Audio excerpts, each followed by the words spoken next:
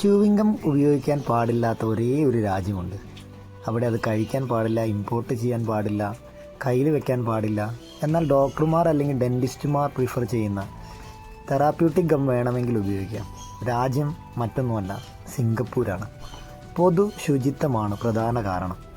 ഒപ്പം തന്നെ ഇത് ഒട്ടിച്ചു വെച്ച് ട്രെയിൻ ഡോറുകളുടെ സെൻസറിനും മറ്റും സംഭവിക്കുന്ന ഡാമേജുകളൊക്കെ കണക്കിലെടുത്താണ് ഈ തീരുമാനം.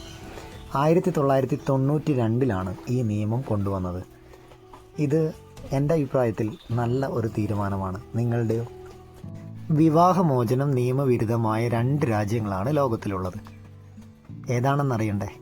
ഒന്ന് ഫിലിപ്പൈൻസാണ്, മറ്റൊന്ന് വത്തിക്കാൻ സിറ്റിയും. കത്തോലിക്ക നിയമങ്ങൾ പിന്തുടരുന്നവരാണിവിടെ കൂടുതൽ എന്നുള്ളതിനാലാണ് ഇവിടെ വിവാഹമോചനം നിയമവിരുദ്ധമായി കണക്കാക്കുന്നത്. എന്നാൽ മറ്റു ചില മതസ്ഥർ വിവാഹമോചനം നേടുന്നുണ്ട് എന്നാണ് അറിയാൻ കഴിയുന്നത്. എല്ലാ രാജ്യങ്ങളുടെയും ഐഡൻറ്റിറ്റിയാണല്ലോ ദേശീയ ഗാനം എന്ന് പറയുന്നത്. ദേശസ്നേഹം വളർത്തുന്നതിന് പോലും ദേശീയ ഗാനങ്ങൾക്ക് വലിയ പങ്കുണ്ട്. എന്നാൽ സ്പെയിനിൻ്റെ മാർച്ച റിയൽ എന്ന ദേശീയ ഗാനത്തിന് ഒരു വരി പോലും ഇല്ലെന്നുള്ളതാണ് രസകരമായ വസ്തുത.